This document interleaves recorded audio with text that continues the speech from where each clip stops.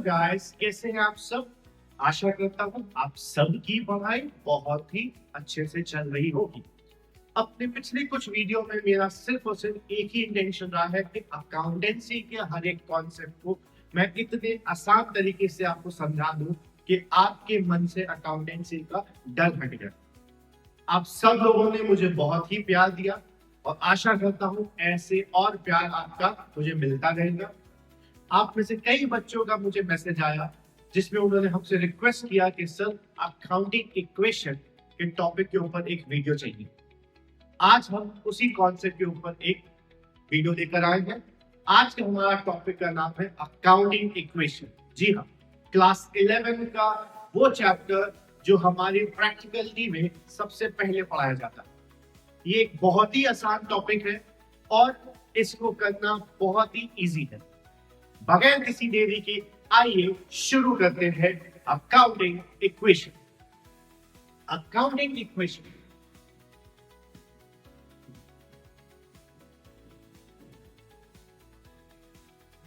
क्या होती है? अकाउंटिंग इक्वेशन, अकाउंटिंग का मतलब हो गया कि आपने जो जो ट्रांजैक्शन किए हैं, जो जो ट्रांजैक्शन किए हैं उसको लिखना, यानी नोट डाउन करना। और कैसे नोट डाउन करना? सर हम उसको नोट डाउन करेंगे इक्वेशन के फॉर्म में।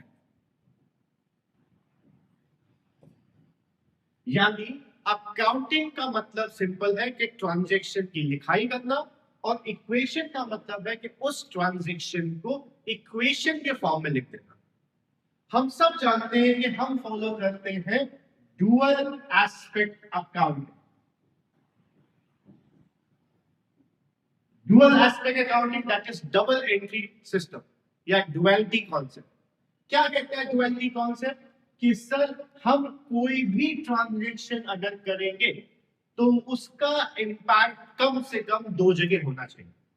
यानी हर वो ट्रांजैक्शन जो बिजनेस में हो रहा है वो एक साथ आपके दो अकाउंट को साइमल्टेनियसली अफेक्ट करेगा, जिसकी वजह से हम कह सकते हैं कि हमारी बैलेंस शीट का लेफ्ट हैंड साइड और राइट हैंड साइड मैच करता है।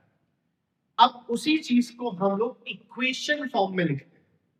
उससे हम अपनी इक्वेशन बनाते हैं कि सर आपके जितने भी एसेट्स होंगे वो बराबर हो जाएंगे कैपिटल प्लस लायबिलिटी। यानी जितनी भी इक्वेशन आपकी बनेगी, जो जो ट्रांजैक्शन आप करेंगे, हर एक ट्रांजैक्शन का अल्टीमेटली सिर्फ और सिर्फ एक ही इंटेंशन रहेगा कि आपकी ये इक्वेशन मैच करनी चाहिए। यानी बैलेंस शीट का left hand side, that is LHS, will always be equal to RHS। यानी कुछ भी ट्रांजैक्शन आप कर लें, किसी भी तरीके से कर लें, लेकिन उसके इंपैक्ट में हमारी इक्वेशन हमेशा टैली करेगी। अब ट्रांजैक्शन में क्या क्या चीजें आ सकती हैं? सर ट्रांजैक्शन में आपके पास बेसिकली 5 आइटम आएंगे। सर या तो ट्रांजैक्शन से आपकी कैपिटल बढ़ेगी या घटेगी। सर या तो आपकी लायबिलिटी पे इंपैक्ट आएगा। सर या तो आपका कोई एक्सपेंस होगा। सर या तो आपको कोई एसेट क्रिएशन होगा, और या फिर आपको कोई इनकम या रेवेन्यू होगी। तो बेसिकली हमारी अकाउंटिंग हमें कहती है कि हमारा कॉन्सेप्ट क्लियर होना चाहिए। CLEAR। अब हम अपने इन 5 अकाउंटिंग टर्म्स का ही इंपैक्ट अकाउंटिंग इक्वेशन में करेंगे। अब जब हम अकाउंटिंग इक्वेशन लिखते हैं कि sir asset is equal to capital plus liability, तो हमारे मेजर 3 टर्म तो यहां पे यूज हो गए। अब बच जाते हैं एक्सपेंस और रेवेन्यू, दैट इज इनकम। तो सर अगर आपकी कोई इनकम होती है या फिर आपको कुछ प्रॉफिट होता है, तो सर वो कैपिटल को इंक्रीज कर देगा। सर जो भी बिजनेस का प्रॉफिट है, जो भी बिजनेस की इनकम है, वो अल्टीमेटली किसको मिलनी है? प्रोप्राइटर को मिलनी है, ओनर को मिलनी है। बिजनेस के पॉइंट ऑफ व्यू से ओनर का मतलब होता है कैपिटल। तो जो भी प्रॉफिट मैंने कमाया, जो भी मैंने गेन किया, वो हमने कैपिटल में इंक्रीज कर दिया। सर जो भी हमारा एक्सपेंस होगा और जो भी हमारा लॉस होगा, वो हमारी कैपिटल को डिक्रीज कर देगा। तो ultimately if there is income or profit, it will increase your capital, and if there is any loss, it will decrease your capital. अब इसको हम एक एग्जाम्पल के तौर पे समझते हैं कि कैसे आपके एग्जाम में क्वेश्चन आएगा। एक एग्जाम्पल लेते हैं। क्वेश्चन है, Rohit has the following transaction prepared accounting equation. Commence business with cash rupees 1,50,000. मैंने सबसे पहले यहाँ पे इक्वेशन लिख दी। Sir, assets is equal to capital plus liability. Sir, business start करते वक्त रोहित ने कैश लगाया। सर मेरे पास कैश के फॉर्म में एक एसेट आया 1.5 लाख। क्योंकि रोहित ने बिजनेस स्टार्ट करते वक्त ये लगाया है, तो सर 1.5 लाख रुपए की कैपिटल हमारी बनी। लायबिलिटी 0। सर अगर बिजनेस के पास पैसा आ रहा है, तो बिजनेस के पास पैसा सिर्फ 2 ही वजह से आ सकता है। या तो आपने वो पैसा कमाया होगा, या आपने पैसा वो उधार लिया होगा। क्योंकि हम अभी बिजनेस स्टार्ट कर रहे हैं, तो कमाने का तो सवाल ही नहीं पैदा होता। तो दैट इज ऑब्वियस कि आपने वो पैसा उधार लिया। अब उधार आप 2 लोगों से ले सकते हैं। या तो आपने उधार ओनर से लिया होगा, दैट इज प्रोप्राइटर, या फिर आपने किसी आउटसाइडर से लिया होगा। अगर आप पैसा ओनर या प्रोप्राइटर से लेते हैं, तो उसको हम कैपिटल बोल देते हैं, और अगर आपने पैसा किसी आउटसाइडर से लिया है, तो उसको हम लायबिलिटी बोल देते हैं। तो बिजनेस ने 1.5 लाख रुपए कैश रिसीव किया। किससे रिसीव किया? सर ओनर से रिसीव किया। इसलिए मैंने कैपिटल में 1,50,000 लिखा और कैश में 1,50,000 लिखा। लायबिलिटी में कोई चीज नहीं, हमारी इक्वेशन यहाँ पे पहली मैच कर देगी। हमें हर एक ट्रांजेक्शन का इंपैक्ट दिखता है, कम से कम 2 जगह आना चाहिए, एंड अल्टीमेटली आपकी इक्वेशन हमेशा मैच करेगी। Your left hand side will always be equal to your right hand side. आइए दूसरा ट्रांजेक्शन देखते हैं। क्वेश्चन कहता है, मैंने परचेज मशीनरी ऑन क्रेडिट ₹40,000। मैंने मार्केट से एक मशीन खरीदी 40,000 की, उधार में खरीदी। अब इस ट्रांजेक्शन को अगर हम देखें, तो मार्केट से मेरे पास एक मशीन आ रही है। मशीन मेरे लिए एक एसेट हो। अब इस एसेट को खरीदने के लिए मुझे पेमेंट करना था, लेकिन मैंने उस दुकानदार से ये मशीन उधार में ली। उधार में लेने का मतलब मेरे लिए ये ऑब्लिगेशन हो गया। ऑब्लिगेशन मतलब मैं इसको फ्यूचर में पे करूंगा। That means it is a liability. तो सर मेरे पास एक और एसेट आ गया, मशीन। कितने की मशीन आ गई? सर 40,000 की। आपके कैश में से कुछ पेमेंट नहीं दिया, तो कैश में कोई भी चेंज नहीं हुआ। सब प्रोप्राइटर ने कुछ भी नहीं दिया, तो प्रोप्राइटर में कोई चेंज नहीं हुआ, और 40,000 की लायबिलिटी आ गई, यानी क्रेडिटर। अब अगर मैं अपना ट्रांजेक्शन रिकॉर्ड करने वाली इक्वेशन मैच कराऊं, तो कैश में कोई चेंज नहीं, 1,50,000, machine 40,000, no change in the capital, 1,50,000 and 40,000 की आपकी लायबिलिटी। इक्वेशन हमारी मैच कर गई, यानी हमारा एक ट्रांजैक्शन 2 जगह इंपैक्ट कर गया।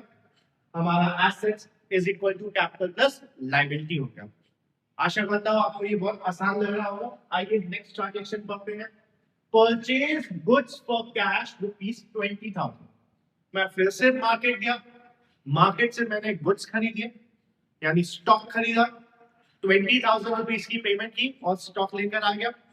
तो सर मेरे पास से 20,000 रुपीज कैश जा रहा है, तो कैश में से माइनस किया, मशीन में कोई चेंज नहीं, और मेरे पास स्टॉक आ गया कितने का स्टॉक आ गया? 20,000 का। सर कैपिटल में कोई चेंज नहीं हुआ। क्यों नहीं चेंज हुआ? सर स्टॉक मेरे लिए एसेट होता है और कैपिटल में इनकम और एक्सपेंस जाते हैं। लायबिलिटी में कोई चेंज नहीं। इक्वेशन मिलाता हूं। सर कैश में हमारे पास कितना बच गया? 1,30,000। मशीन में कितना आ गया? 40,000। सर स्टॉक कितना हो गया? 20,000। Capital 1,50,000 and liability 40,000 asset. हो गई था हमारी इक्वेशन मैच, है ना? बहुत आसान। आइए नेक्स्ट ट्रांजेक्शन पढ़ते हैं। Purchase car for personal use 80,000। अब बिजनेस ने एक कार खरीदी, यानी प्रोप्राइटर ने बिजनेस के पैसे से कार खरीदी अपने पर्सनल यूज के लिए। मार्केट गया, उसने 80,000 रुपीज की पेमेंट की, लेकिन कार बिजनेस में नहीं आई। कार कहां पे आई? प्रोप्राइटर के घर में आ गई। अब क्योंकि बिजनेस के पास कार नहीं आई, तो ये बिजनेस के लिए एसेट नहीं हुआ। ये प्रोप्राइटर ने अपना पर्सनल खर्चा किया। प्रोप्राइटर के पर्सनल खर्चे को ड्रॉइंग्स बोलते हैं। यानी मेरे पास से 80,000 रुपीज कैश चला गया, और क्योंकि खर्चा है तो कैपिटल में से उससे माइनस कर देंगे, क्योंकि प्रोप्राइटर तुमने अपना पर्सनल खर्चा पे करने के लिए बिजनेस के पैसे का इंतजाम किया, इस्तेमाल किया, सॉरी, तो आपके कैपिटल में से मैंने वो पैसा क्या कर लिया? डिडक्ट कर लिया। कैपिटल में माइनस करने के बाद मशीन में कोई चेंज नहीं, स्टॉक में कोई चेंज नहीं एंड लायबिलिटी में कोई चेंज नहीं। अब हमारे पास कैश कितना बच गया? 50,000, machine 40,000, stock 20,000, 150 minus 80, 70,000 rupees capital and liability 40,000। हमारी इक्वेशन मैच करेगी, है ना? बहुत आसान। आइए समझते हैं दूसरा ट्रांजेक्शन। कह रहा है paid to creditors in full settlement 38,000। Sir मेरे पास 40,000 के क्रेडिटर्स थे, मैंने क्रेडिटर से बोला 38,000 रुपीज लेके सेटल कर। सेटलमेंट का मतलब हुआ कि मेरे और क्रेडिटर्स के बीच में अब कोई भी फाइनल आउटस्टैंडिंग अमाउंट नहीं रहेगा। अब मैं कैश पेमेंट कितनी कर रहा हूं? 38,000। मैंने क्रेडिटर्स को 38,000 रुपीज की पेमेंट की, जबकि मुझे उसको पेमेंट करनी कितनी थी? 40,000 रुपीज। अब क्योंकि मेरे और क्रेडिटर्स के बीच में सेटलमेंट हो रहा है, मुझे इसकी वैल्यू 0 करनी है। तो 0 करने के लिए मैं 40,000 ही माइनस करूंगा। 40,000 रुपए पे करने थे, लेकिन मैंने कितना पे किया? 38,000 रुपीज। यानी मुझे कितने का फायदा हो गया? 2,000 रुपए। जी हाँ, 2,000 रुपए का फायदा। तो प्रॉफिट है। मैंने आपको बताया था कि सर अगर कोई भी प्रॉफिट होगा तो कैपिटल इंक्रीज हो जाएगी, तो मैंने यहां पे अपने कैपिटल में 2,000 रुपए प्लस कर दिया। Machine no change, stock no change. अगर मैं अपनी इक्वेशन में लाऊं तो क्या मेरी इक्वेशन मैच करेगी? 50,000 minus 38, 12,000, machine 40,000, stock 20,000, capital 72,000 and liability हमारी 0। हमारी इक्वेशन मैच हो गई ना? बहुत ही आसान तरीका है करने का। बच्चों परेशान होने की बिल्कुल भी जरूरत नहीं है, बहुत ही बेसिक चैप्टर है। इसको हम अपने लिए खुद ही कॉम्प्लिकेट कर देते हैं, ना ध्यान लगाते। आइए नेक्स्ट ट्रांजैक्शन की तरफ जाते हैं। Sold goods for cash costing 5,000 for 4,500। Sir मैंने 5,000 रुपए का गुड्स कैश में बेचा 4,500 का, यानी गुड्स की वैल्यू थी 5,000, लेकिन मैंने 4,500 रुपए में बेचा। अगर मैं 5,000 का गुड्स 4,500 रुपए में बेच रहा हूं, यानी मैंने 500 रुपए का घाटा कमाया। तो सब मेरे पास से जो गुड्स था वो कितने का चला गया? 5,000 रुपए। लेकिन मुझे कैश कितना मिला? सिर्फ और सिर्फ 4,500। 500 रुपए का मुझे यहाँ पे घाटा हो रहा है, यानी लॉस हो रहा है। लॉस अल्टीमेटली कौन बियर करेगा? प्रोप्राइटर यानी कैपिटल। बाकी कहीं पे कोई भी चेंज नहीं आया। अब मैं अगर यहाँ देखूं तो सर मेरे पास कैश कितना बच जाएगा, 16,500। सर मेरे पास मशीन कितने की आ गई, 40,000। सर स्टॉक कितने का आ गया, 15,000। कैपिटल कितने की हो गई, 71,500। लाइबिलिटी हमारी हो गई 0। ये हमारी इक्वेशन यहाँ पे क्या हो गई, मैच कर गई। आइए समझते हैं नेक्स्ट ट्रांजेक्शन। कहता है paid rent in advance 1,000 rupees. मैंने एडवांस में रेंट पे किया है 1,000 रुपए। एडवांस रेंट का मतलब है कि अगले साल का खर्चा मैंने इस साल पे कर दिया, तो it is a prepaid expense. Prepaid expense हमारे लिए एसेट हो जाता है। तो मेरे पास से 1,000 रुपए कैश जा रहा है। सर एक्चुअल में ये मेरा खर्चा नहीं, खर्चा अगले साल होगा था, पेमेंट मैं अभी कर रहा हूं। क्योंकि ये मेरा एक्चुअल खर्चा नहीं है, मैं इसको कैपिटल में एडजस्ट नहीं कर सकता। तो यहां पे हमारा प्रीपेड एक्सपेंस के नाम से एक हेड मिल जाएगा, प्रीपेड रेंट एसेट। यानी मेरे पास एक एसेट आ गया 1,000 रुपए का। क्योंकि ये मेरा खर्चा नहीं है इसलिए मैंने इसको कैपिटल में एडजस्ट नहीं किया। बाकी जगह कोई भी चेंज नहीं, सिंपली 0। हमारी इक्वेशन फिर भी मैच हो जाएगी, आप इसको आराम से देख सकते हैं। चाहे तो उसका स्क्रीनशॉट ले लीजिएगा। Last transaction, commission receive in advance, 2,000 रुपए की कमीशन मिली है। यानी मैंने 2,000 रुपए अर्न नहीं किए हैं लेकिन मुझे मिल गया एडवांस में। सर मेरी ये आमदनी नहीं है, मैंने इसके अगेंस्ट कोई भी काम नहीं किया है, काम मुझे अगले साल करना था, पैसा मुझे अभी मिल गया, तो मेरे पास कैश आ गया 2,000। क्योंकि ये मेरी आमदनी नहीं है इसलिए इसको कैपिटल में एडजस्ट नहीं कर सकते हैं। तो यहां पे हम बनाएंगे एडवांस इनकम या एडवांस कमीशन। तो सर 2,000 रुपए की एडवांस कमीशन आ गई, बाकी जगह कोई भी चेंज नहीं। तो हमारी इक्वेशन क्या करेंगे, मैच करेंगे। आइए हम इक्वेशन मिला के देख लेते हैं। Sir capital no change 71,500। Sir advance income 2,000। Sir prepaid rent 1,000। No change in the stock 15,000। Sir no change in the machinery 40,000। And हमारे पास कैश आ गया 17,500। अब आपका LHS is equal to RHS हो गया। है ना बहुत आसान, क्या कठिन है। आप चाहें तो उस क्वेश्चन का स्क्रीनशॉट ले सकते हैं, आप आराम से इस क्वेश्चन का स्क्रीनशॉट ले सकते हैं। बहुत ही आसान कॉन्सेप्ट है, बिल्कुल भी घबराने का नहीं, बहुत ही आसान तरीके से किया जा सकता है। एक क्वेश्चन हम आपको देते हैं, इसका स्क्रीनशॉट ले लीजिएगा, ट्राई करिएगा इस क्वेश्चन को। इस क्वेश्चन को सॉल्व करने की एक अलग से वीडियो मैं बनाऊंगा और ऐसे और ही इंटरेस्टिंग टॉपिक को आपके सामने लेता आऊंगा। प्लीज जुड़े रहिएगा और मेरे इस चैनल को सब्सक्राइब कर लीजिएगा, फॉलो कर लीजिएगा। मेरा चैनल का नाम है बिहाइंड द बुक्स, मेरे इंस्टाग्राम हैंडल का नाम है behind the books with Lokesh Juneja. Thank you.